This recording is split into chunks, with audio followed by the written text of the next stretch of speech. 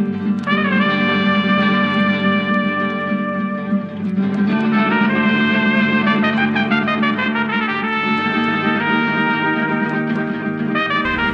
where's the office, back at division? Yeah, in the office, baby. Ladies and gentlemen, can I please have your attention? What time is it? I've just been handed an urgent and horrifying news story. Now Myers to win the league, yes! And I need all of you to stop what you're doing and listen. Well, hello and welcome to the Below the Rim show, a show dedicated to the BBL. It's me, Pabs, of course. And I'm joined, as always, by my main man, Ads. How are you, sir? Doing pretty good. We're also joined by the man, the myth, the legend, Mr. Josh Bett is back. How are you, sir? I just want to apologise for being away for a long time. I noticed since I've been away, we seem to have picked up some dude from the southwest country who goes around looking for something called the Beast of Bodmin. And then we picked up another guy who just seems to have a very brave heart. Good Lord. Yeah. Have you guys missed me? and whilst we're all taking the piss out of each other, I noticed you changed your name from Josh Bett to Oh Baby. All right, hang on. Well, some people don't like me saying that, do they? Our northern correspondent, as formerly mentioned, Mr. Grant Young from the Rocks On podcast. How are you, sir? Yeah, very good, guys. Thanks for having me again. Northern Braveheart. I'll take that. It's better than being Northern correspondent. Braveheart it is. Braveheart more than that. We'll pop that in. We'll pop that in from now on. And all the time. The super sub, Mr. Paul Nicholson, is here, and he's. We're lucky that he's here because he's obviously got a very busy week this week. How are you, sir? Hey, I'm good. My fingers are hurting from all that tapping. We've got all these signings this week, so yeah, in a good mood in the Patriots camp. So I'm happy to be here. Well, we'll most definitely talk about that as we go through the topics. We were going to do the draft show. We're going to put that back because there's a lot of bits and bobs that have happened over the last week, stretching back maybe 2 weeks in the BBL. Plenty for us to talk about and put the movie draft show on the back burner. So basically, we'll talk a bit about the Knicks signings. Lloyd Gardner going to Surrey, Patriots and the moves they're making right now, and a little bit of Lions heading into the EuroCup. But we'll start things off with the Knicks because there's a little bit. I mean, it's kind of linked, I guess, to the to Lloyd Gardner going to Surrey to a degree, in that there is a Giants player going to Cheshire, which, I mean, obviously myself and Ads and anybody else who are traditionalists, if you like, would maybe agree that Sheffield are perhaps more the rivals than maybe Cheshire. But of late, Cheshire Phoenix seem to be the big rivals for Manchester. And David Olf has signed with the enemy, as it were, but also Will Neighbour. So two bigs there already. We're not sure how the rest of the team will shape up, whether Mike Ocherobi will be there. If so, that's a pretty... He's signed. He's signed already? Yeah, they announced that like before the season ended. Oh, I don't remember that. So that is three fairly big dudes there. Big ass team. Yeah. Big ass team. Well, go on, Ads. You, what do you make of it, Ads, my man? We'll Neighbour first, and then of course you're a big fan of David Olf, aren't you? No, I think that Cheshire have usually, if we remember the past couple of seasons, where I've sort of said they start off with a small roster, and then it's usually around Christmas that they bring somebody else in, and all of a sudden become a bit of a contender, and that's what they've done the past couple of seasons. Whereas this year, they're the ones making all the early signings, and what are three signings they've kind of made? You know what I mean? It's like they've got three big guys there. If Ocherobi is coming back, and then you get Will Neighbour and David Ulf, that's three big dudes straight away. So are they going for a different style of basketball next year? Do you know what I mean? That was the first thing I thought. It's like, wow, they're going big this year. But what they're going to have is a very good backcourt to be able to service those guys, if that makes sense. So they are notorious for getting good guards, very good point guards. Well, Teddy, to be fair, he seemed pretty dialed in to Cheshire Phoenix. He turned up at people's houses to give them their season tickets. He was signing, shirts on days off, if you like, and delivering those to children and birthday wishes and all that kind of stuff. So that's pretty good to see. Yeah, I mean, if he goes back, you've got a hell of a squad there already. And, they always pick up a couple of good American players as well. They're very good at finding these good players. And then obviously there was that coup that they had, was it last year or the year before, where they got Mike McCall back in? That was the year before, yeah. That was a tasty little move. And before that, they had Parker Jackson Cartwright. So they're good at filling that point guard spot with quality players. You know what I mean? So yeah, I mean, in terms of Ulf, it's a blow for the Giants because funnily enough, I was talking about this morning with someone. Ulf, if you remember back, him and Jack Hudson came from D2 playing for Liverpool at the same time. Yes. Danny Byrne gave them their break in his final full season, and the two of them. I mean, I've had to say this repeatedly, that I've got nothing against Jack Hudson because I saw him play National League, and that guy can ball. The guy's an out-and-out baller. But of the two of them, the guy that's really stamped his feet as being a legit BBL player is Ulf, because with his size, and he's a big guy. I mean, I think you guys have probably all seen him in real life at your respective teams' games, but he's a big dude, you know what I mean? And I think it's easier when you've got that sort of size to really stamp your mark on the BBL. And he's done that. And didn't he make the all BBL British team? In his first season. His first season, yeah. Yeah, he did, yeah. Yeah, well, I mean, it's his second season, wasn't it? Because he was there the year before. Oh, I thought his first season he came... Oh, his first full season then, I suppose. His first season he got the award, yeah. Yeah, he didn't get it last season. And you don't get that award.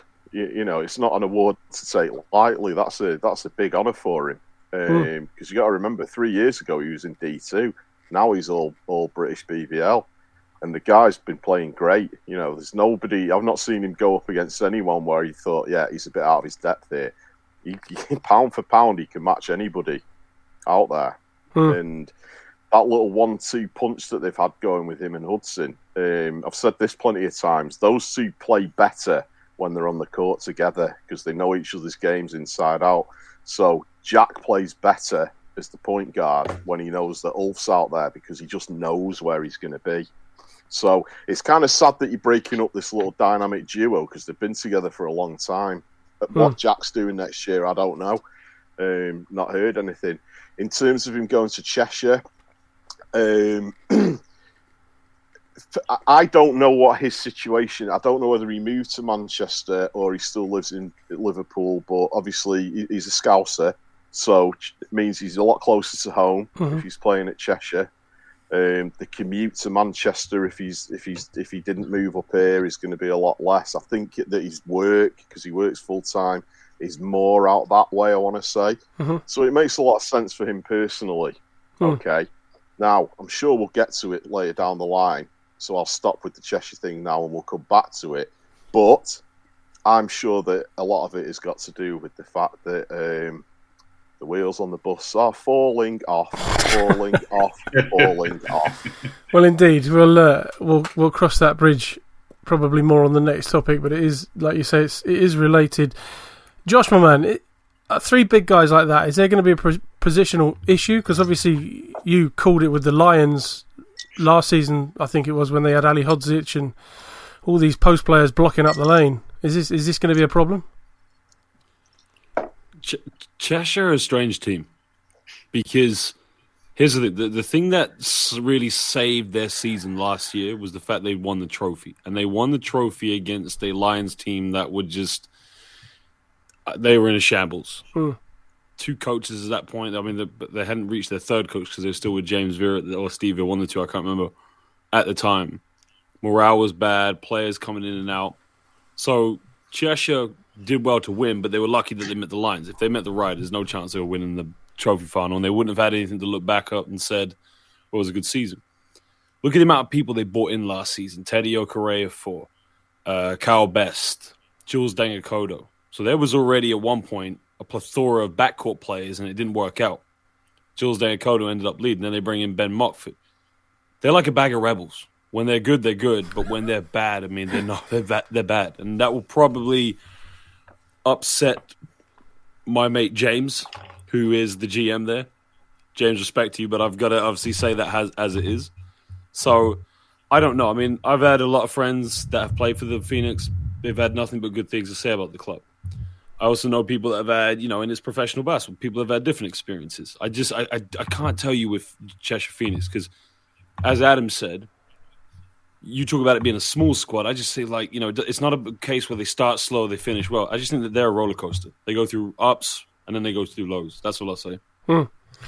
The bag of Revels, Knicks are like a bag of Revels, is dangerously close to Forrest Gump's analogy for life, isn't it? But Mr. Nicholson, sir, what do you make of it? You've worked with Will Neighbour in the past.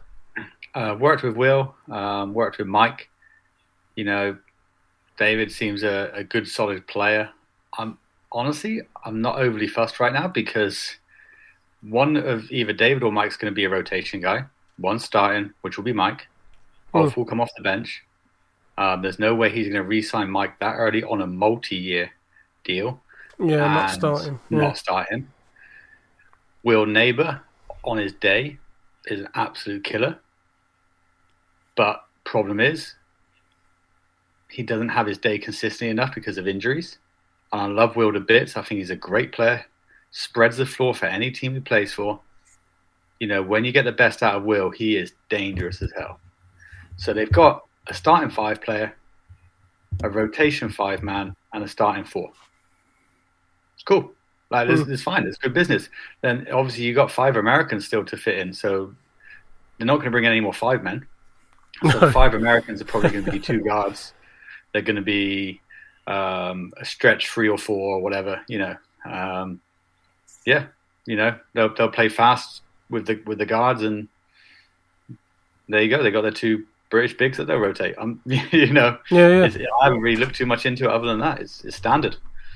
Grant, my man, with sticking with Will Neighbour just briefly, he didn't. I mean, it's a tough one because obviously the Lions team is always a star-studded team, and he didn't necessarily get the minutes that he is capable of playing. He was starting for the Raiders 2 seasons ago and playing effectively. Given more minutes, does he make a difference to that Knicks team?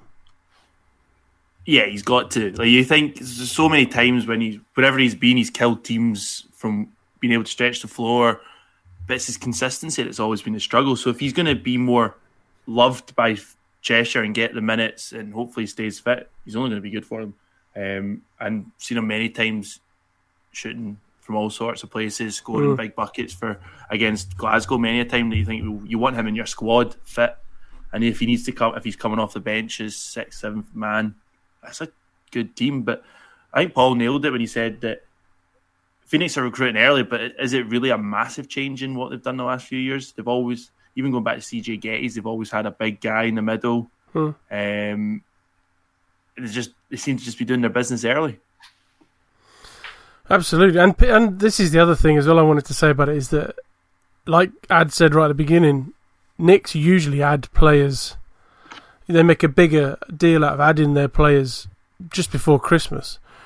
So they have the buffer of that. This is it. So I'm going to say they have the buffer of that cup competition. Do you think there's going to be teams that are going to be almost caught off guard by this? I think coaches have got to prepare a little bit better. Just to elaborate with people listening who might not know, the league obviously is going to kick things off now, September time. There's no more buffer of the cup. There's no more cup group competitions. Test out your overseas players, send some back if you don't like them, bring different ones in. Thank God. The league is starting, and it's starting in September, and that's it. Yeah, if you don't scout your team well, if you don't prepare well, if you don't recruit well, you'll get found out early. And by the time you change it, you're going to be left behind. Even they look at Newcastle this past season, had a pretty abysmal cup run and weren't really able to adapt and change to make it for the league. Whereas they've got to be ready this year. And different situation, different coach, probably a different lineup. But yeah, it's a team who were underprepared last season. Like, I think Fletch only arrived the day before they played the Rocks in the cup game. But Cheshire have got 3 guys who know the BBL. Yeah. So solid start by the Knicks. Let's move on. to I think it's a relatively breaking kind of news event, a bombshell, if you like. Lloyd Gardner, who had a very successful season with Manchester Giants, had a highest league finish that they've had for a number of years. He's off to Surrey Scorchers, who, in contrast, were propping up the league table and really, really struggled. I mean, they did that weird thing where they kind of signed a couple of guys on semi-permanent basis, and then they moved on to other teams.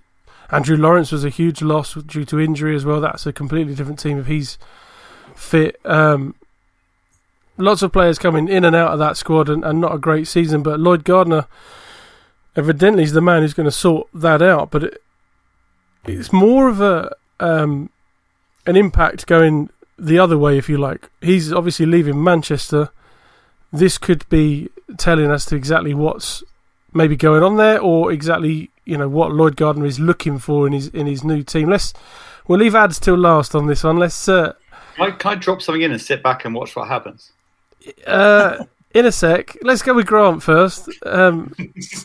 So I think you'll find I put Lloyd forward for the BTR Coach of the Year. That's right. Yes, I think he did a phenomenal job at Manchester, and I think Surrey have potentially got a steal here. If he's given a budget, or even maybe not necessarily a budget, you can see what you can do with players. And able to keep players motivated. Like, it must be so difficult from what we've heard about Manchester. Guys getting moved accommodation, guys coming back to find bags sitting in gardens, guys not getting paid. Like, how he was able to keep that team playing. And okay, the season tailed off, but it was going to with all those things going on. I think he did a phenomenal job. So I think Surrey have got a good one there. Mr. Betzer? Yeah, first of all, it's a plus win for Surrey. First, we've got to give a shout out to all the work Creon's done over the years. I think hell yeah. I've been away on the show. You weren't on that show, were you? Obviously. Those who know me know that I'm very close to both Creon. I'm very, very close to Lloyd as well. Creon, shout out to you, man. You've done a fantastic job with Surrey, and all the best in your future endeavours. And all the best to you. Lloyd, well, what can I say? I mean, this is... Lloyd, for me, this is going to be a funny analogy, right? Because Darren Paul will know this if he listens, of course. That, when you work in education, I'm a teacher, obviously. Most of you got children. Schools can sometimes fail through an Ofsted inspection, right? You guys know this?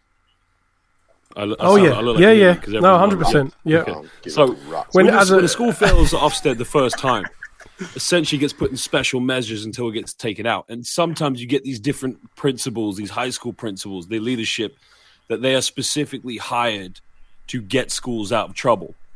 And that's why I felt Lloyd was hired at Manchester. He was this coach who proved himself in such a short amount of time, and everyone liked him for what he did at London City Royals.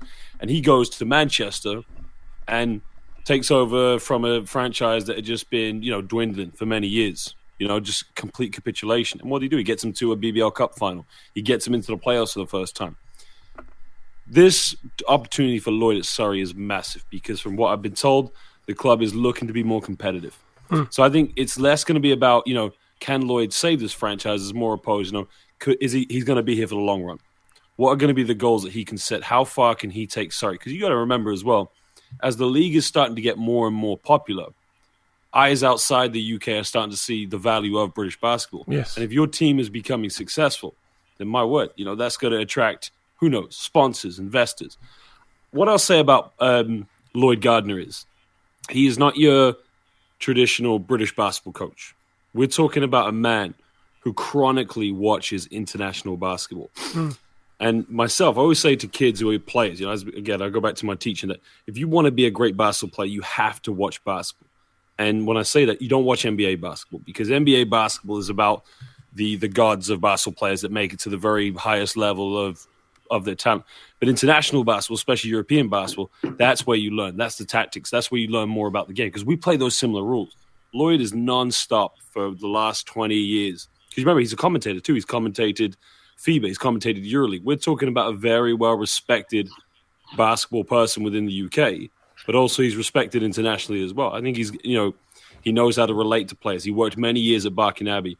He fits the category. And when the Surrey job came available, from what I'd heard, there was some very, very successful candidates. There was some people that I felt, this is going to be interesting who gets it. Any one of them could have got it. But I think with Lloyd, I think this is a good turn for the club because you think about it, the last few seasons have been, in terms of results, haven't been what Surrey fans wanted. I'm very confident he'll turn this around, but I'm also very confident that he can take this club to probably higher lengths than it's ever been. Last thing I'm going to say about this, Surrey Scorchers was born out of the ashes of the Thames Valley Tigers, my dad's old team. They came as the Guildford Heat on the scene in 2005.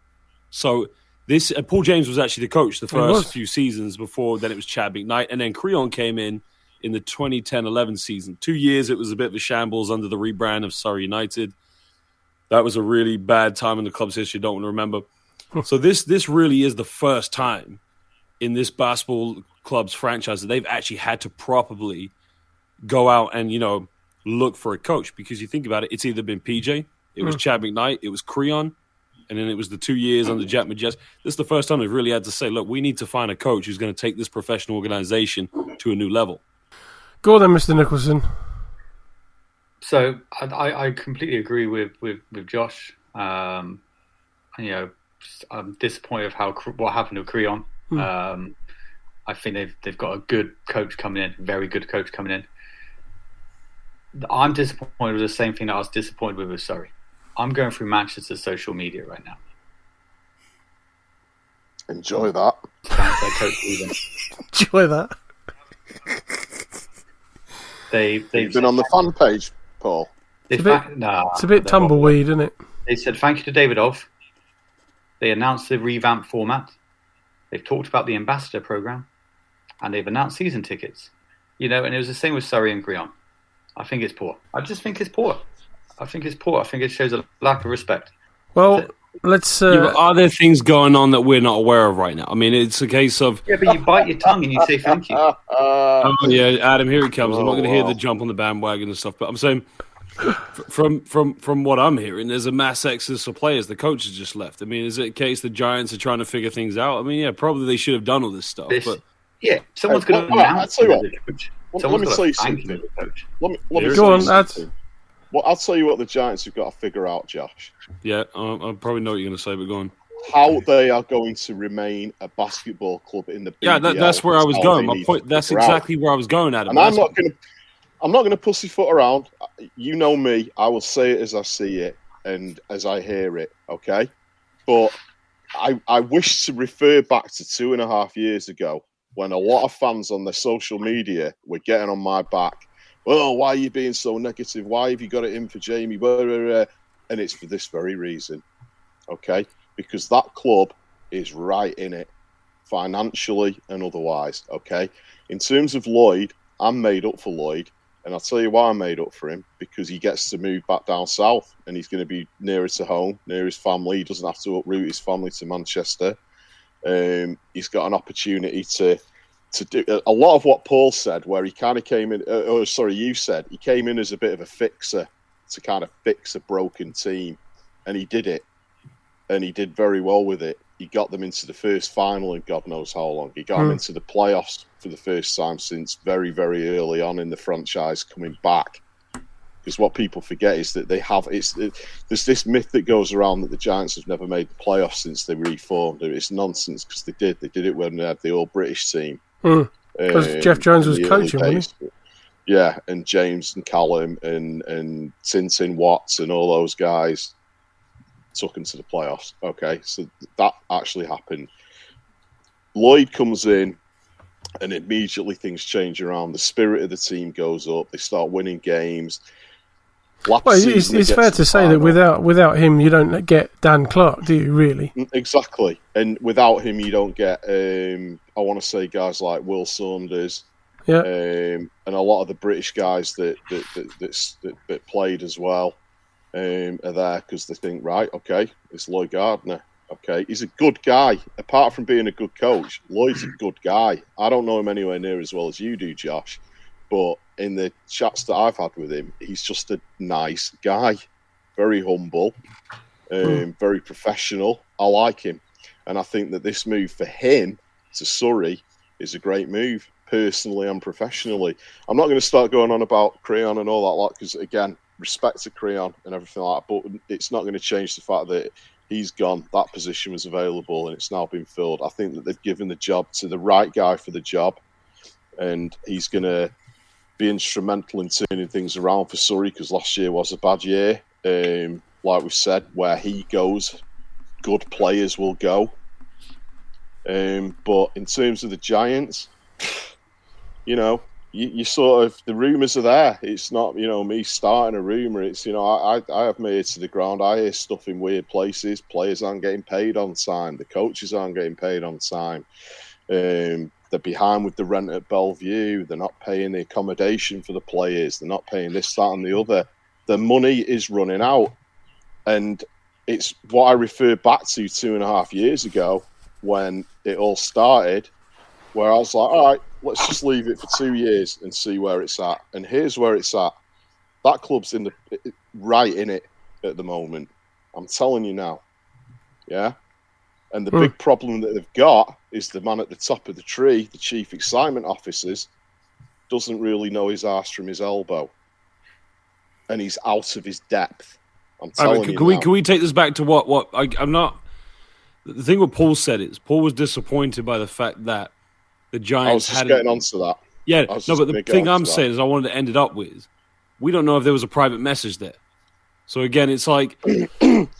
Okay, but if there's a private message there, that's great. I get what you're saying. Yeah, I mean, look, I'm out of the clue right now. Jamie's, in his head, this will be like, what do you mean you don't want to play? You don't want to coach my team? And he'll have taken all it personally. And he'll have taken this is what I was going to ask. Do you think there's an element of bad blood here? Because from what we were led to believe, it was a multi-year contract. For that to become void suggests... Yeah, but we can't start assuming what he thinks. Look, the thing is, for the Giants, it's a disappointing loss. And, they are going through a tumultuous situation by an excess of players. But he didn't mention... Oh, guys, by the way, there is an announcement for Lloyd Gardner. I've just looked. It's on June 17th. We would like to wish Lloyd all the best and thank him for his hard work that he's achieved for us. Where's that on? That's on Twitter, June 17th. Are we happy now? So they did. They did make the announcement. On Facebook. I'm pretty sure Jamie Edwards is now saying, you know what? He did a great job for us. Thank you very much. But did they forget they had Facebook as well? And Instagram? Thank you. I hadn't seen that on Twitter. And LinkedIn? And if you hey, hang on. If you're this professional club with have they blocked you though, Ads? Team, you know what? Let's ask the question. I retract my original statement, but I do agree. The social media manager needs to remember Facebook exists.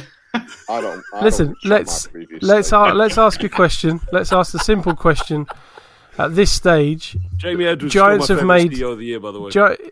Oh, good lord! Giants have made no signings. He's not CEO. Hold on, fellas. Giants have made no signings. They've lost their coach and they've lost the journeyman in David Olf. And there's no announcements regarding any other player or any other kind of situation they're in, where they may be looking at a new coach or anything. What can we expect from the Giants now? It was to take that one first. Who's going to Grant, let's go, Grant. Who's going to want to take that job? Go on, Grant. Who's going to want to take that job? Ads, hold on, Grant. Danny Byrne. Put aside everything that were just said and rambled on about. Every other club, bar 2 or 3, have announced no signings. So, who knows? They'll probably make the playoffs, win the trophy final, Ads will be happy, and they'll probably be under new ownership. It's a very good point, actually, about other teams not necessarily making any signings at this stage. Although, I would argue that losing your coach and that and one of your stalwart players is a bit of a message. But like you say, there wasn't any rumours out there, I'm not concerned.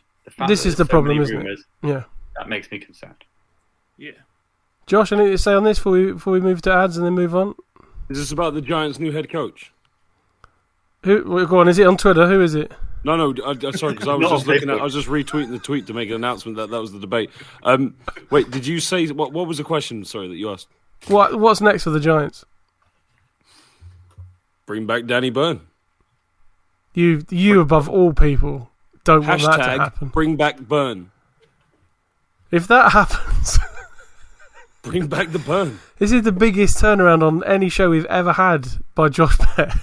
Favorite song of all time by Usher, Let It Burn. I'm telling you, bring back Danny Byrne. Ads. Or what's the old 70s one? Burn, baby, burn. No, honestly, I think this is Danny Byrne's moment to come back. Do you honestly? That's what you think? Right, okay. Is that just because he's affordable? Let me tell you that. Let me tell you now, right? I'd imagine if Jamie Edwards called Danny Byrne and said, "Do you want to come back and coach the Giants?" Danny Byrne would put the phone down. I really do. Doubt that. No, I don't. I think Danny would just be like, "Are you taking the piss, or is this one of those wind-up shows, or you know what I mean?" Well, that would be stupid because it'd be but that would be okay. So let me just stop you right there. That is so petty and so petulant. If Jamie Edwards, here's a crazy part, right? Regardless what the financial situation is right now, any aspiring coach that wants to coach at the highest level in the country, if Jamie Edwards calls you and says, "Do you want the job?" you take it. It's just an opportunity to get a taste of what it's like. What with the guarantee that you're probably not going to get paid on time? So then what? You don't take any opportunity? Lloyd Gardner took the London City Royals, knew that was a shaky situation. You take that opportunity, yes. And if somebody said, "No, I'm not taking," yeah, but Josh, the London City Royals didn't have 2.5 years worth of history with conversations that will go on behind the scenes. Yes, they did. You weren't there. They did. I'm telling you right now, it's professional basketball. How long did basketball. the London City Royals last? Season and a bit. Right. No, but my point is this: the situation at the Royals was even more toxic after the first year. More stuff going on, more rumours than there were this current situation at the Giants. I'm not even in Manchester, but my point is what I'm trying to say. If you're an experienced basketball coach, I agree with you on this. If you're an experienced basketball coach like a Tony Garbaletto or some other big name, and you get this offer, Lloyd Gardner, probably be like, no, because my CV at this point needs to keep getting bigger. But if you're a young, aspiring, unproven coach, you jump on that right away, regardless whether what happens, because it's an opportunity just to get your foot back in the door. The only thing I would say with that opportunity, like he's a human being with a family. He's got himself. He had to teach when he was at Manchester before, right? He had to teach. That was his main income. The basketball coaching was an opportunity, like you said, and he took it. Who for? Who? Well, it was for Danny, wasn't it? Because he was a teacher. Oh, yeah. I thought you meant... Yeah. No, he's a university lecturer. Yeah, lecturer. Blackburn, wasn't it? And then he's gone to Cheshire, right? And he's and what's he? And his full-time job there is teaching, I presume. Well, he'll commute from Blackburn to Cheshire. It's not like he's had to up sticks to move. No. But it's his full-time job has not been coaching yet. No, that's true. And it's not likely to be if he goes back to Manchester now. That's the thing, yeah. It's not likely to be if he stays in Cheshire either. But he's not even paid at Cheshire from what we gather. He's. Well, I don't know that, but my point is he's not going to be a full-time coach regardless of the path he's on, being an assistant in a team such as Cheshire. But if you turn down that opportunity because what Ads is trying to say because of some disagreement off his exit, then I'd say that's petty and childish. If you get that opportunity, you go back. Just to play devil's advocate, you don't think he's learnt from the past and having a team that's had zero finance? Who else is going to pick him to be a head coach in the BBL? No, Nobody. That's not what I'm saying. He might not want to go through that again. A situation where you're bottom of the league and you've got no money and you've got no players. But he's an unproven coach who hasn't really achieved much at the BBL. Adam is trying to say that if the owner, Jamie Edwards, calls him, he's going to say, "Are you taking the piss?" But if you are hungry, if you really, and we're talking about a guy, look, credit to Danny Byrne, he's still involved with Cheshire Phoenix as an assistant. That tells me that he loves coaching at some level at the BBL, whether it's head coach or assistant coach. And if you're that hungry, you go for any opportunity you get. That's how I see it. If not, but knowing some of the situation at the club, I don't think Danny would go for it. It's too much water under. It's just too. Danny knows what he'd be going back to, and it'd be a club in a far worse situation than it was when he was there. Well, then be content being an assistant at Cheshire. Then I'd just say that's ridiculous. Well, we're making this about whether Danny Byrne should take a job that he's probably not going to get offered. Danny's not really in this conversation because it's not going to happen. The important question for the Giants is who's going to coach him now, because any coach at Lloyd's level or at the level of the names you've mentioned isn't going to go to a club where there's a modicum of risk that they're not going to get paid. Yeah, that's what I'm saying. But someone who's unproven, you've got to take the opportunity because it's an experience. That's what it is. What for this club that's going to be so big that it's this, and this? I didn't say it's going to be so big. It's a club that's in the BBL. It's probably going to be rock bottom, but at least you get the experience if you're an unproven coach. Otherwise, these experiences don't come. I read somewhere the other day that he's proud of the fact that they've implemented the 10-in-10 program into Manchester basketball. It's bullshit. No one's heard anything about it. It's nothing. It doesn't mean anything. That's off topic. The point is, regardless whether that team, regardless whether that team has financial stability for the BBL, there's an opportunity for an unproven coach. Yeah, but when you've got a person that puts himself out there publicly in the way that he did with the interview he did with Sam on Hoops Fix, and people are going, "That's not true. That's not true. That's not true." We no longer have any trust in what this dude has to say. And then he starts saying, yeah, and I've delivered this, this, and this, when you haven't. Any coach that's worth his salt's going to go, this dude's just full of hot air. Yeah, but that's what you just said. Any coach with experience may not take it. But an unproven coach would. Well, who is this unproven coach? I just said Danny Burns in that league. Danny Burns in that league. But it's not going to happen. He's got a very good assistant coach there in Pluto. Voliotis. Well, that would be maybe Pluto, but Pluto had the chance to take it, but he's busy with his teaching job. As far as I know, speaking of Pluto, he preferred being an assistant coach. But he's unproven. Why would he not take it? Well, because he might take it, but again, you're talking about a guy who's in a profession, who earns a salary, he's a teacher. You know what I mean? Same situation. Let's compare Pluto Viliotis with someone who's unproven. Pluto Viliotis was a top professional player in the British Basketball League. Correct me if I'm wrong. I believe that he played in Germany as well. So if we talk about his experience in the professional game, this man has achieved a monumental hierarchy in his playing career. Do we really think he's that desperate to say, I got to be a head coach in the BBL? He has a family. His son, I believe, is 15, playing academy basketball in Germany. I think he's got a lot on his plate right now. He's probably looking back at his good career. But someone like Danny Byrne, who loves basketball, who went to Cheshire to be an assistant coach for we don't know what, and the original argument was, would he take that job? I would say he'd be stupid not to take that job if he offered it. Yeah, I think we'll start to last point, then we'll move on. All right, the only point I was making about Pluto is that he's not going to jack in his job teaching, and like you say, his son playing at the level he does. His daughter Jo is smashing it at the Mystics. Do you know what I mean?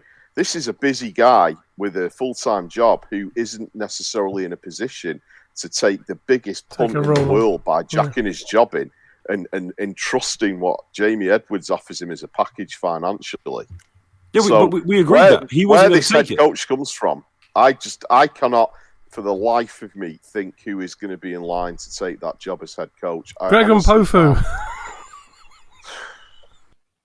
The Manchester statement did say that recruitment was underway and that it was basically assistant coaches who were leading that up. So there you go. We'll see what unfolds there. That's been an eventful 40 minutes or so, isn't it? Let's. I was on his fifth beer. Let's move. He'd be hammered by the time we move beer? on. I thought he was drinking Ribena. Let's move on. Let's talk to his camera. To our northern correspondent up there. Been a bit of movement with the Glasgow Rocks, hasn't there, sir? Not necessarily in the right direction. I want to know if you're all right, basically. How you doing? You know what? I suppose we're talking about clubs making statements about people leaving. The Rocks have kind of done a couple around about certain guys leaving. And it looks like John Johnson's off to Germany. So yeah, good move for him. He always said it was going to be one, and I think he always said it was going to be one season. That's it. Yeah. So, do we know what club he's playing for? I just seen someone say good luck in Germany under a Rocks post. Don't know what club. Jordan Johnson. Yeah, because I think Rocks just said he's gone to Europe, which is kind of quite a broad spectrum. Despite that, in Glasgow, it seems things in Glasgow seem to be not necessarily on a downward spiral, despite some of the. It's not uncommon in our league that some of the top guys will move on because obviously they'll have a good season in the BBL as a stepping stone. They'll move on. Tough to bring them back. But you guys, do you know any more about the venue? He signed for Rashta Vesta. I've got a Rashta Vesta. I was literally going to say that. I'll wear it under my wetsuit. He signed for a former basketball Champions League team. I was going to say I use a cream for my Rashta Vesta. He is signed. Go on. For a very, very good team. Is this top league in Germany? Yeah, it's in the high. Pro A, is it? Easy credit Bundesliga. Pro A is France. Bundesliga, right. He is signed for a team I was commentating for a few years ago, and they're named. Their name comes from the owners who used to be. It's like off a rock band or something. Some song from a rock band. I can't remember. Okay, so he's moved on. Yeah, that was what I was next going to say. Like that adds to that. Rocks are quite often seen as that probably a stepping stone. Oh no, they got relegated. They're in the second German league. Sorry. Okay. Oh, it's now not worth it then. No, never mind. Good luck, Jordan. False excitement. But no, I suppose Rocks are probably one of those kind of middle of the road budget teams in the league where guys will come in and then probably look to stepping stone elsewhere. I think players that come to Rocks often end up elsewhere in the BBL. So, and I suppose we've got the hopeful excitement news of new facility. Well, that's what I was going to ask you. Do you know much about that? The only thing I've heard recently is the thing's been delayed. Typical Glasgow council bureaucracy, all that nonsense. So it seems like the Rocks are the favourite to get it over Basketball Scotland. Remember that chat? So hopefully that's the case. But did Glenn? They used to play for Brighton. Glenn Murray. Did Gareth Murray confirm whether he was going to be a coach per se, or a player coach, or he's going to step down to player? I have no idea. Because I've not seen anything else on that. I think he will step down. I think he'll coach only. Do you think so? Not player coach?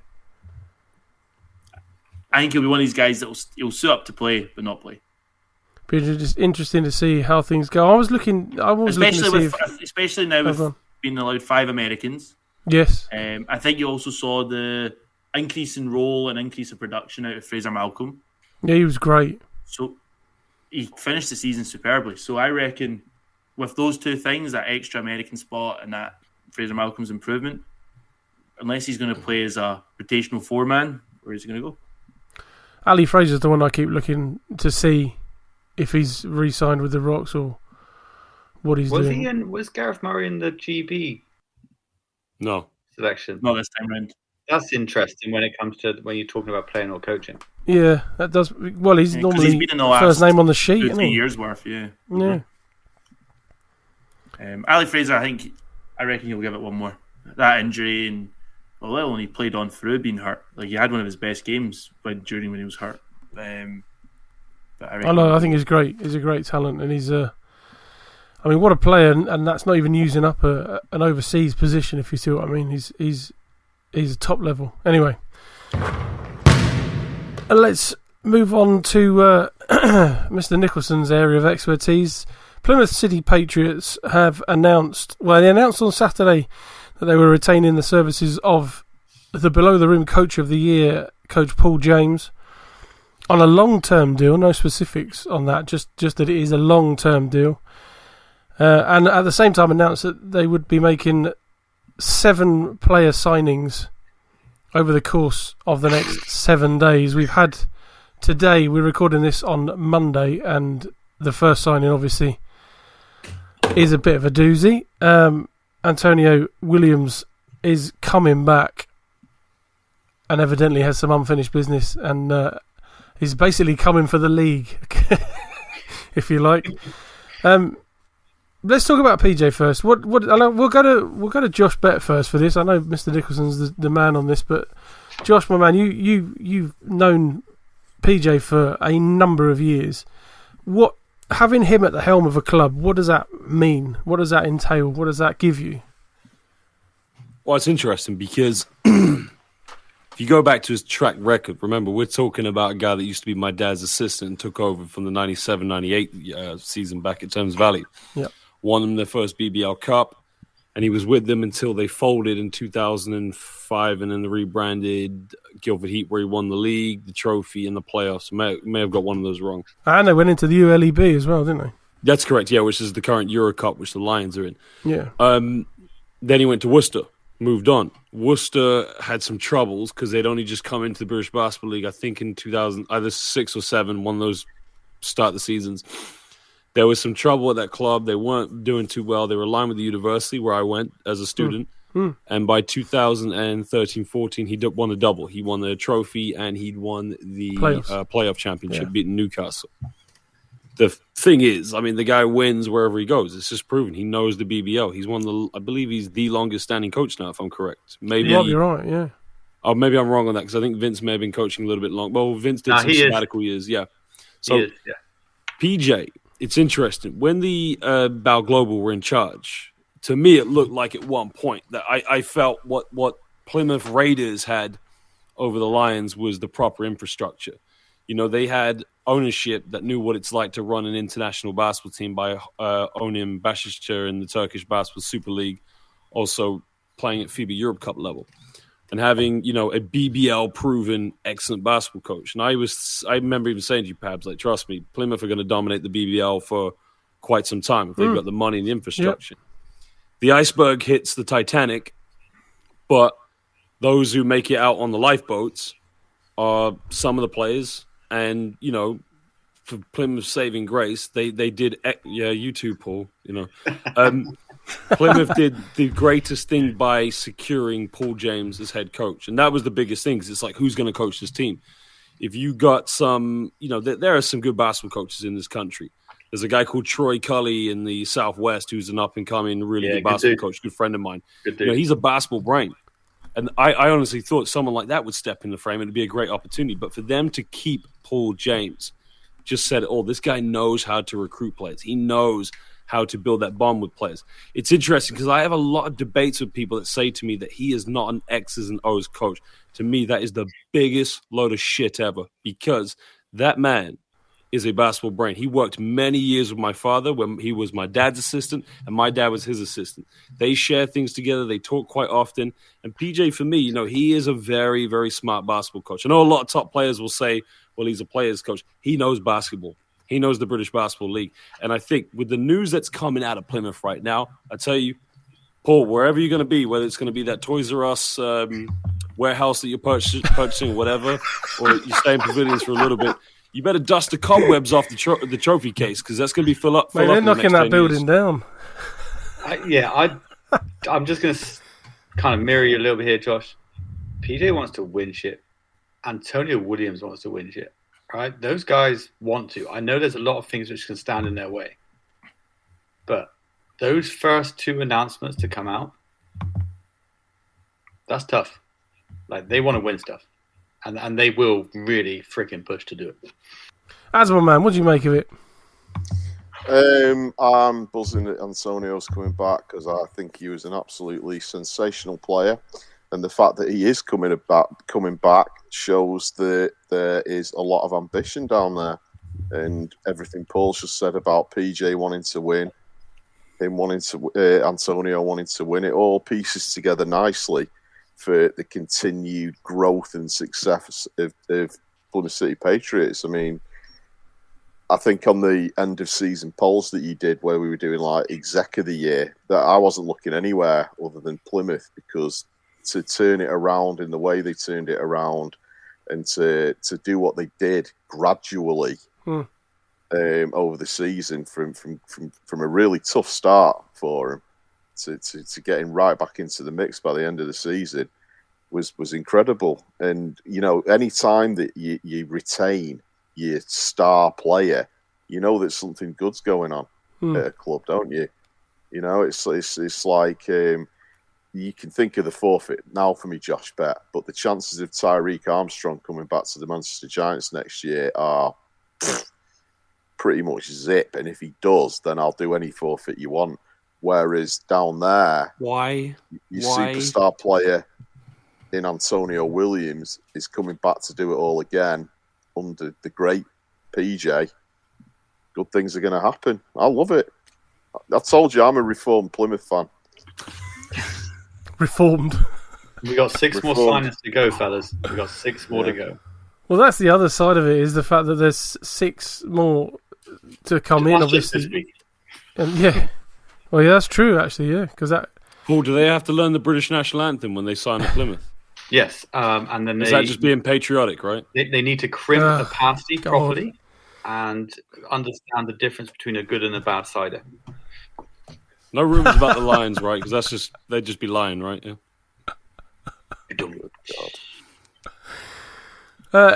How do you take news like this up there in the extremities, Mr. Young, sir? I mean, me and Antonio are good pals on the old Twitter sphere, so Yes. So I reckon I'll be doing the exact same next season, try and wind them up a bit. But you know what? I hope so. You'll play better. But you know what? You do things like that because you clearly respect the guy for what he can do. He's some talent. Obviously getting big money now from Paul and crew. So not Paul's money. I wondered why my wages dropped. But no, it's some sign. I think it's great for the league as well. I think he's the best. He made Plymouth go from a very stinkingly average team to a very good team pretty much overnight. I mean, this is difficult to ask because obviously a lot of teams haven't made any signings yet, and we'll obviously see a lot of movement. I'm hoping before the league starts, although I have a really terrible feeling that some teams are really gonna be caught off guard by the start of the league, and in some cases their seasons could be over with regards to any kind of league position early on. But with the naming of PJ and Antonio Williams, what is the ceiling of this team? Because last year they were late, obviously, bringing these guys in. They weren't able to bring these guys in initially because of visa rules and regulations and whatnot. And these guys didn't come in until just after Christmas, and they went on a run from January till the end of the season that was championship form. Let's be honest. It got them into 8. At one point they were 6th, and it was, it was that last game of the season against the Eagles, who unfortunately, for the Eagles anyway, couldn't find any of their form from previous years. What are we expecting from this Patriots team? Bearing in mind, last year we gave them no chance whatsoever. Can Patriots beat Leicester? That seems to be the question, or perhaps the Lions. How well the Lions will recruit. I don't know. Can the Patriots beat Leicester? I suppose that's going to come down to see if that's them can meet that. What an important thing is, and I've said it already this season, is how you start the season, how you recruit. Do the players get on with each other? You can't recruit any duds early on. You can't replace them. Well, you can replace them, but you're going to lose form. It's how you start the league. And I'm comfortably I can say this now. We've had 7 guys signed for about a month. And other teams could have done the same stuff and just not announced people yet. So it's hard to really tell. I suppose any team that takes pre-season seriously, and you don't need to say obviously, Paul, but you can nod or shake your head for my benefit. Are all the guys going to arrive at the same time? Are they all going to start pre-season? In any team they should do. In any team they should do. Right? But we know that doesn't happen in the BBL. So there's summer league 1 or 2 days off because of flights and whatever else. And, if everything goes to plan, then you're looking to start. Are you coming in early? The guy's going to be in. Because you hear teams talking about days, you hear teams talking about weeks, but then you get other teams who are off trips to wherever abroad playing, and there's teams that generally will start the season better. I mean, the pre-season's a funny one with the BBL because 1 minute there's a good pre-season and then there just isn't one. A couple of years ago... Well, they've kind of relied on the cup, haven't they? Yeah, that year, a couple of years ago, where the Giants had a pretty good season, didn't make the playoffs, but had a good season. The year they had Willie Clayton, McCall and Willie Clayton, right? Awesome. They played something like 7 pre-season games with the full roster. So all 4 Americans were over, and pretty much the whole team that played that entire season. And then on opening night, they go to Sheffield to an away game, and they beat Sheffield in the first game. I went over to that game, and it was like, okay, And, to be fair to him, Danny actually said having a pre-season was the best thing that had happened to him because it gave you 7 games to have a look at your new players and see what they can do and, see how they're going to gel and, get an idea of who's going to be doing what on the team. And that team went on. It was such a strange season because it was a great season. That was, in the last, X amount of years, that was probably my favourite season just because the team was that good that in a lot of ways it had talent beyond, how can I put this? Those guys could win games regardless of what was going on from a coaching or a practice standpoint. You know what I mean? Mike McCall's basketball IQ is immense. Willie Clayton was a walking double-double. Which season was this? It was the season before COVID, wasn't it? Yeah, but season before COVID. They had that amazing Croatian guy, Vlatko Granic. Granic, yeah. He was a great player. It just all kind of fell into place, and then they completely underachieved by. Yeah, I was going to say, didn't they win one game? No, that was the season before that. Yeah, that was Kadiri. They went above 50% or 500, however you want to call it, and they missed the playoffs in the last game of the season, basically. Yeah. And I want to say that you lot might have had something to do with it, but I can't remember. Yeah, I was going to say that was the season that. Yeah, that was the season pretty I was on the sure bench. Dante Nicholas and Josh Wiltshire. Yeah, and we beat them in Manchester. Snuck into 8th. Yeah, I'm pretty sure that Plymouth are the ones that and then beat the Lions. Because that last game of the season, last home game of the season was a bit of a mad one because they lost and didn't go to the playoffs, but at the same time there was this huge celebration because Willie Clayton had beaten the all-time rebounding That's right. Yeah, he did. record, so it was a bit of a weird atmosphere after the game. You've said you, but anybody else got anything to say on what the Patriots are doing right now? Bearing in mind there's still 6 guys to add before next week's show. Anybody find out who's behind that Plymouth City Patriots fan account yet? Do you find out yet, Paul? It's been deleted. It's gone, isn't it? Oh no, that. We just ruin everything good about the league, don't we?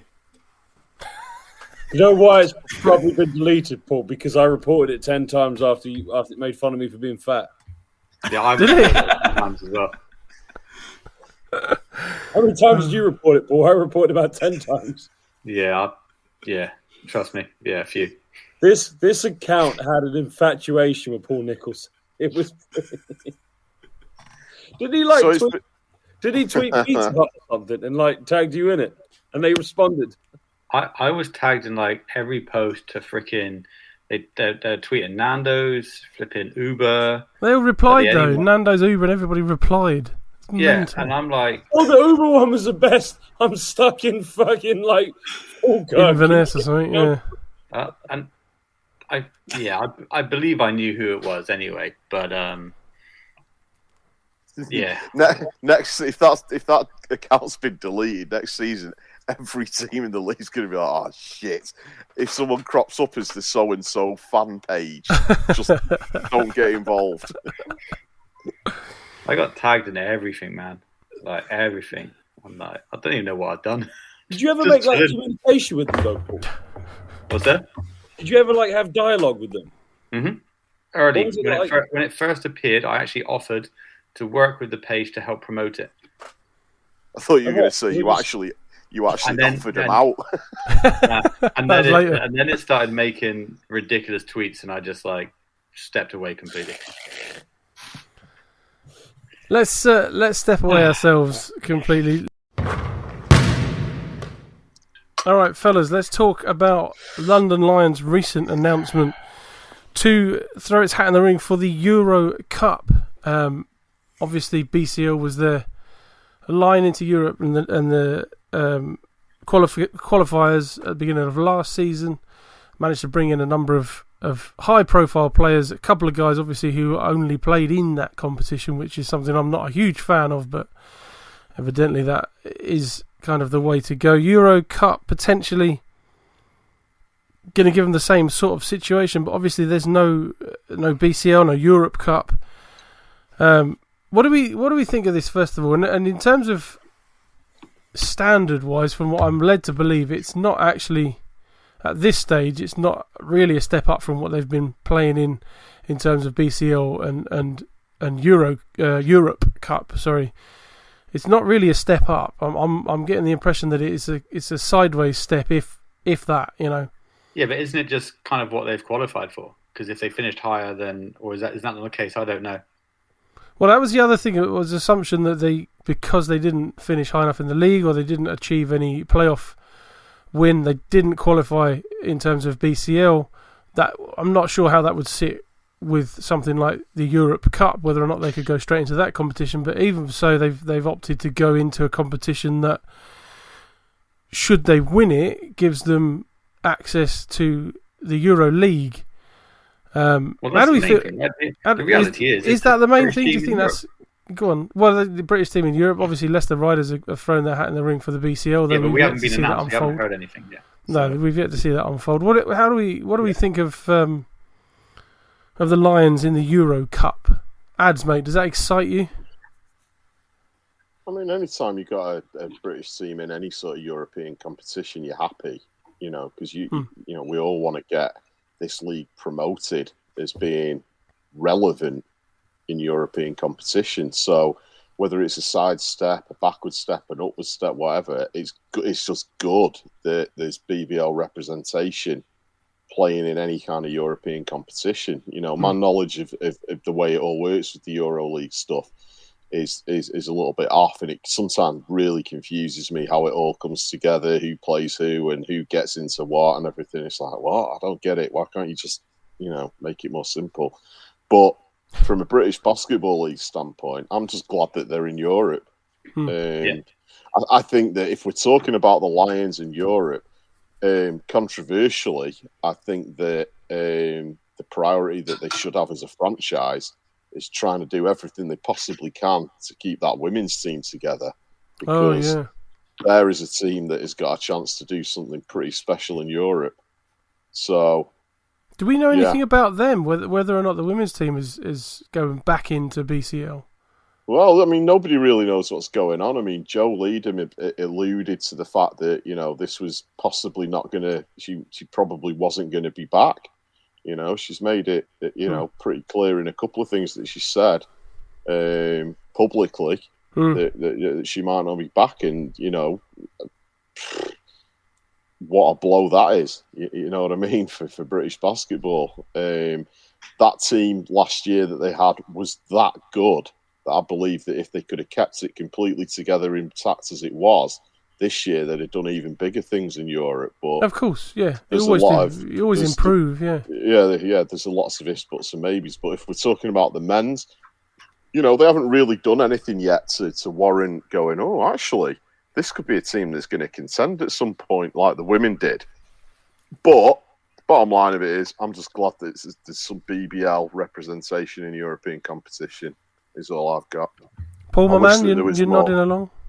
I'm with ads here that reality is London in Europe, good for basketball, good for British basketball, good for everybody.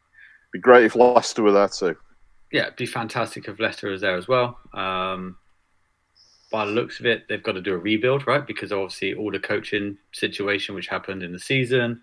London, this is London.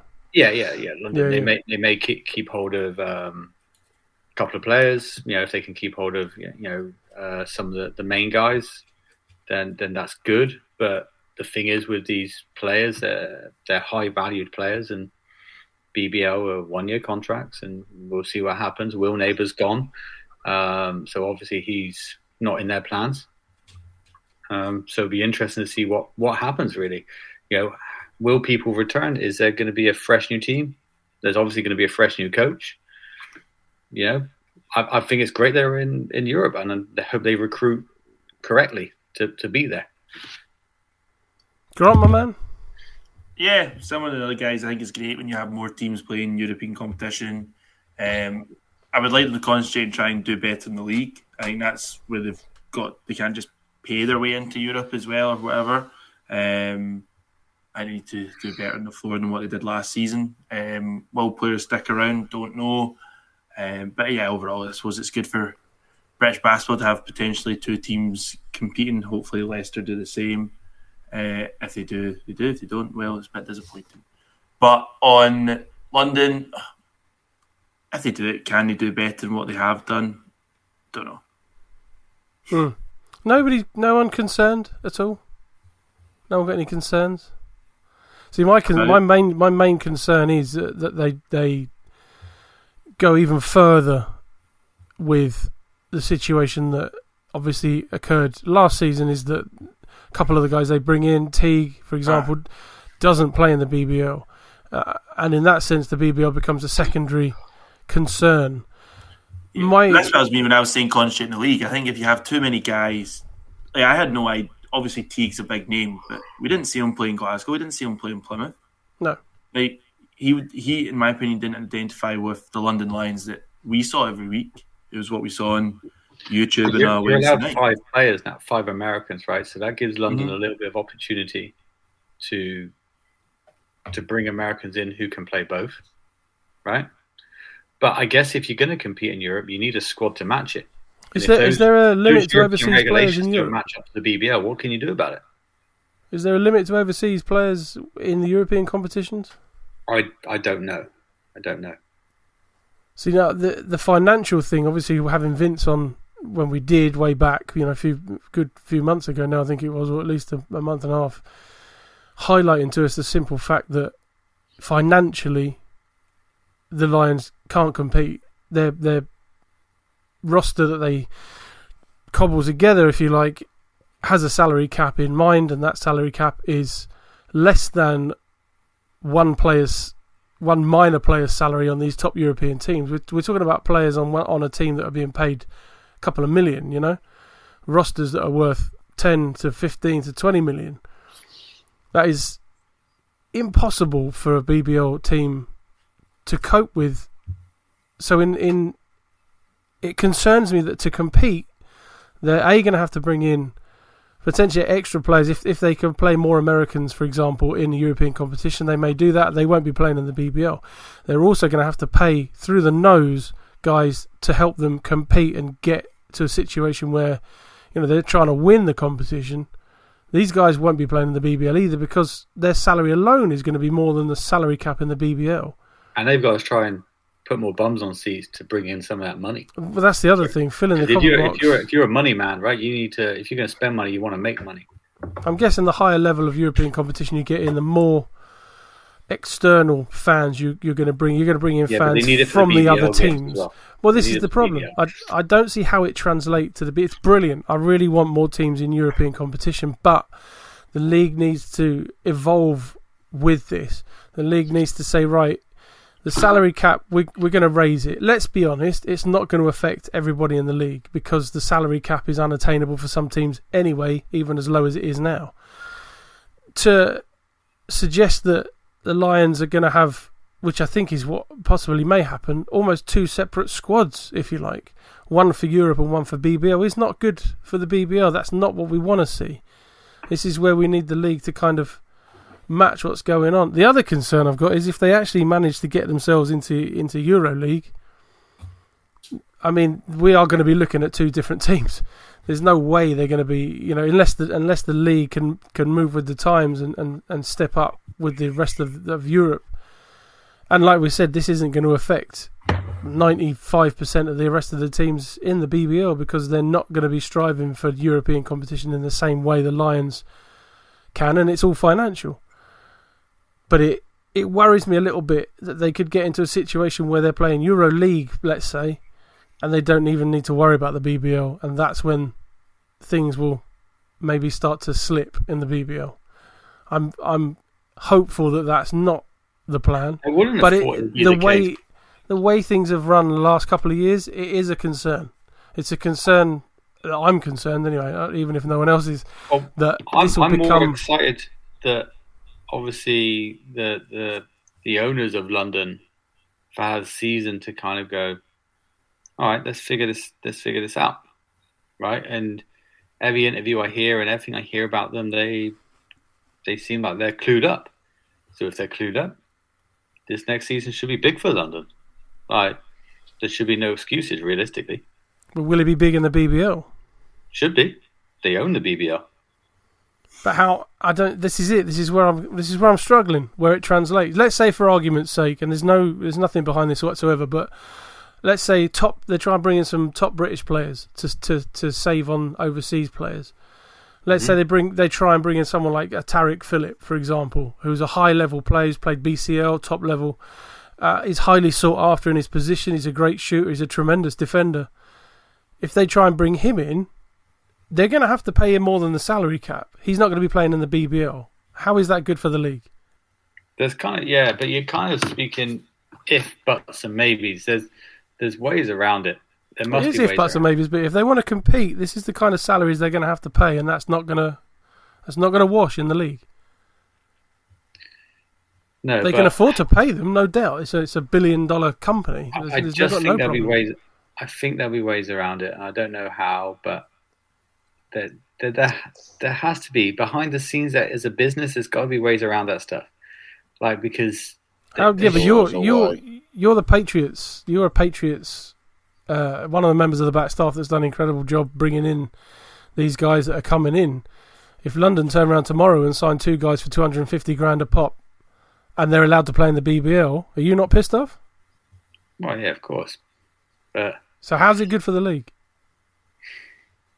And unless the league can move with the time and move with what's going on in Europe. What's good for the league if they have a team that competes in Europe and they can start filling up the copper box every week.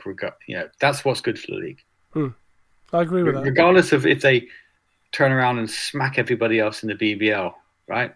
Which they haven't done yet. If they can fill the copper box and they can compete in Europe, it's good for British basketball. Is it good for the other teams? It's a different story. That's up to the teams, isn't it? I don't think anything's good for us if everyone beats us. I'm never going to, right? But if as a basketball fan, as a BBL fan, they compete in Europe, they fill the copper box, good for the league. Adds, my man.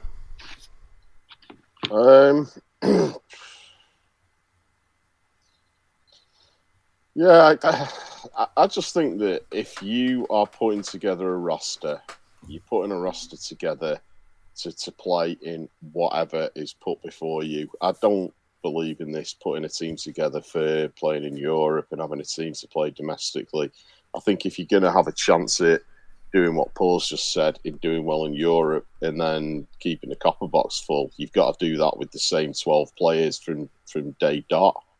Because they're not as rich as they are. They're not in a position to sort of go, okay, well, can all the fans get behind us when we're in Europe for this, and this? But when we're in the league, can you also get? Do you know what I mean? It's got to be one team that does the whole thing, and I think that's actually got to be a bit of a rule that they bring in. I mean, not only are they the team we're talking about, but they own the league now. So it's like, is it going to be one rule for you, one rule for everybody else, where you're allowed to have basically 2 rosters depending on what competition you're playing in? Or do you say, right, did last season.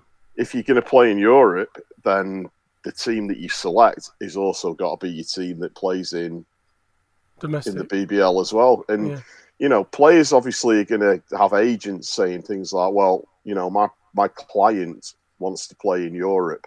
And they say, okay, your client's going to play in Europe. And then they say, but our client doesn't want to play for your team domestically.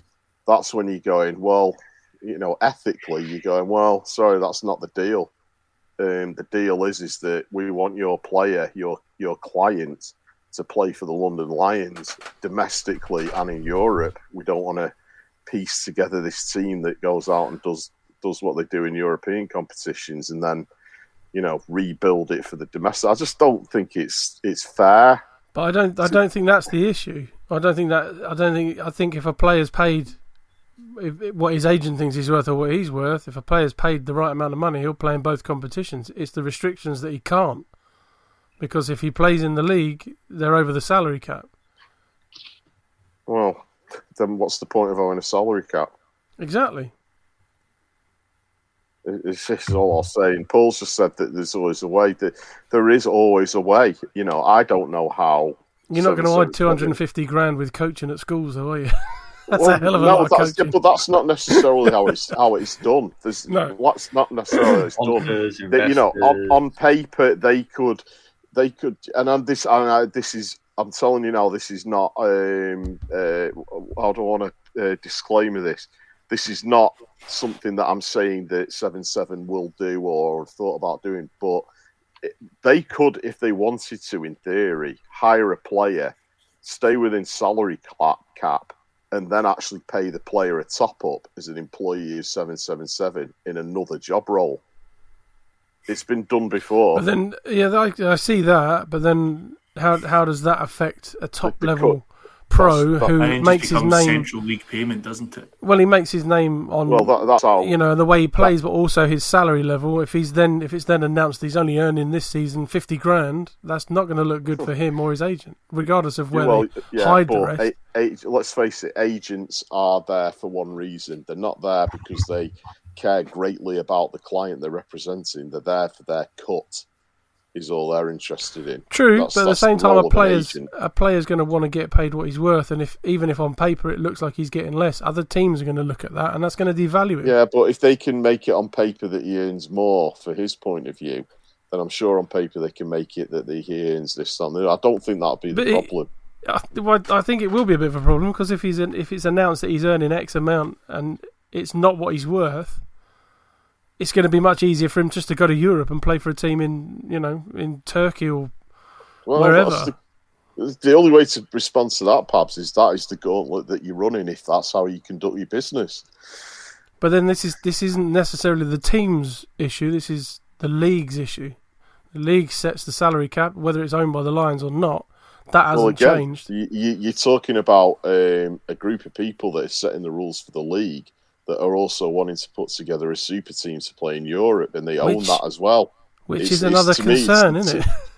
To me, it's a very divisive thing. It's great that 7-7 are here, but you've got the skeptic in you has to go, all right, that's great that they're here, but they also happen to own one of the teams in the league. Where does that leave the other? Where does it leave the rest of the team? Are they going to give a hand out? Are they going to give some budget to Leicester to make sure that they can play in the league?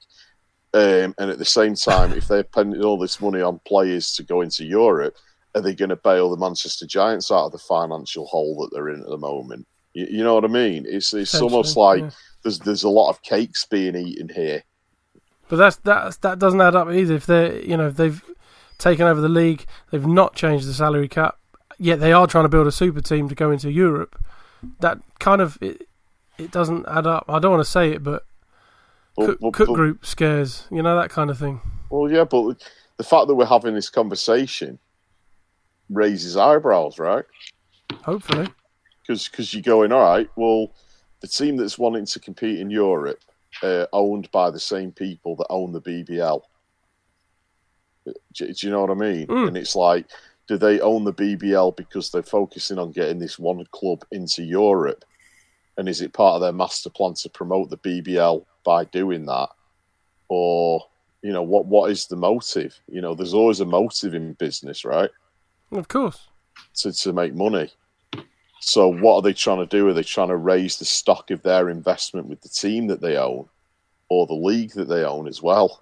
Grant, my man, you've been quite up there listening. What's your opinion on it? Just listen to all that. But I suppose when we talk about journeys of a club, 777 have had a vested interest in London longer than they have in the league.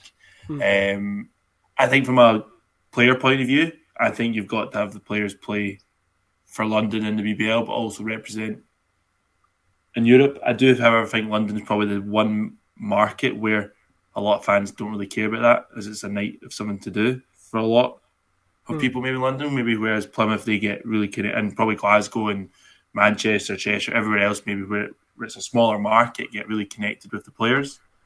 London maybe less so, but I suppose we'll wait and see what 777 have clearly made a plan that no teams are going to get added to the league this year.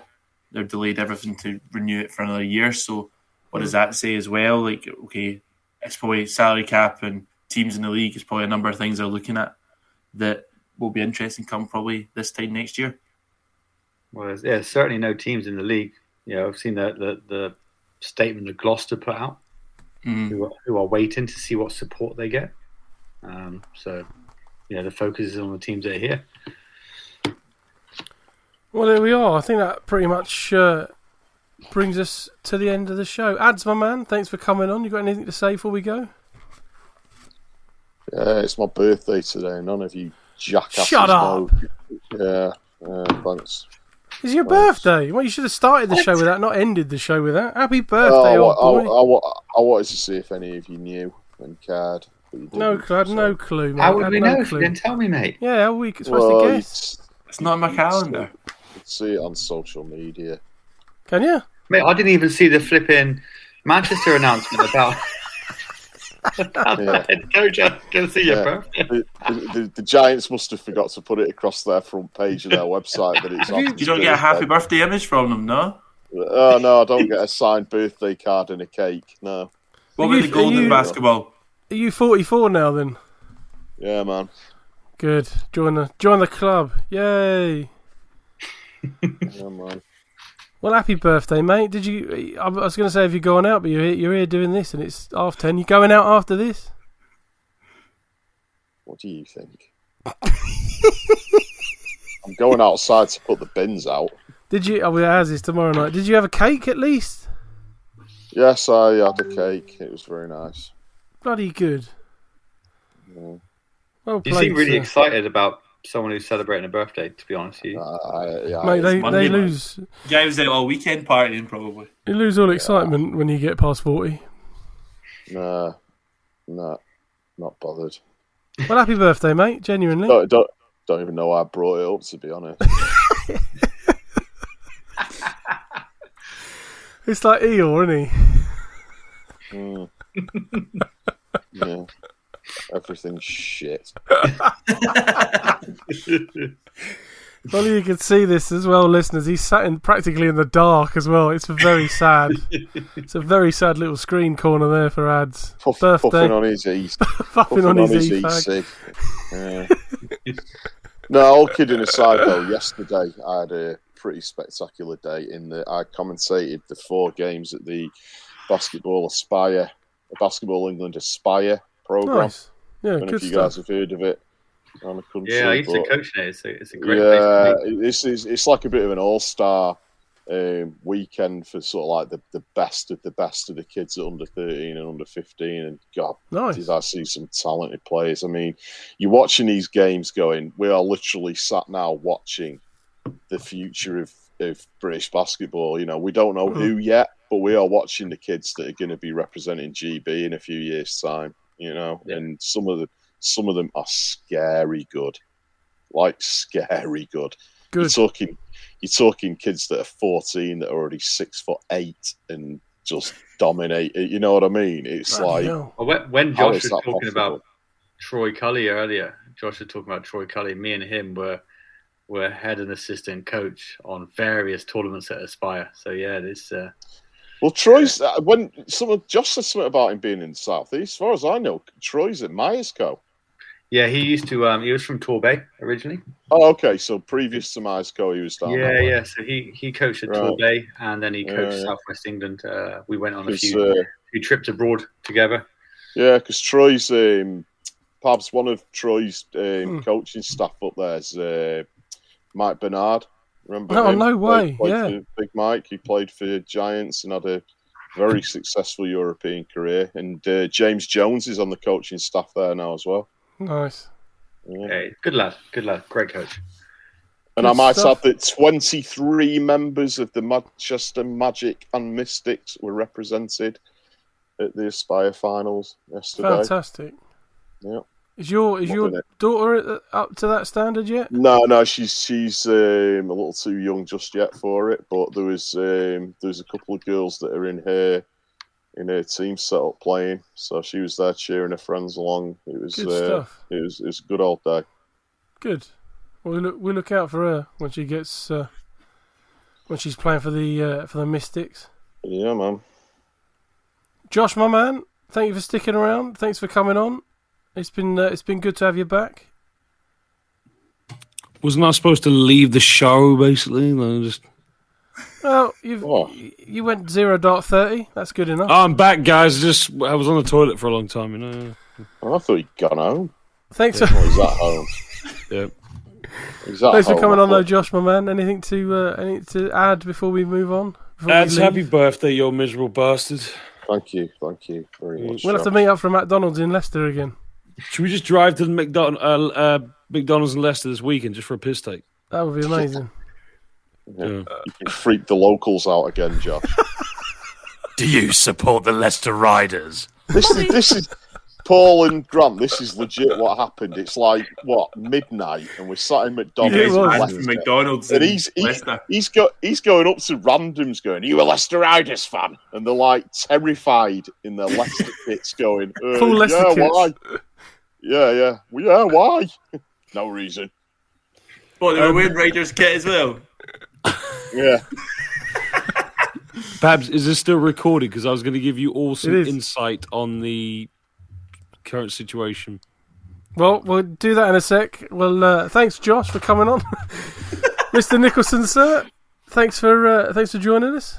I'm all good. It was an interesting show today. None of us did our research about pretty much anything, and it went pretty well, I'd say.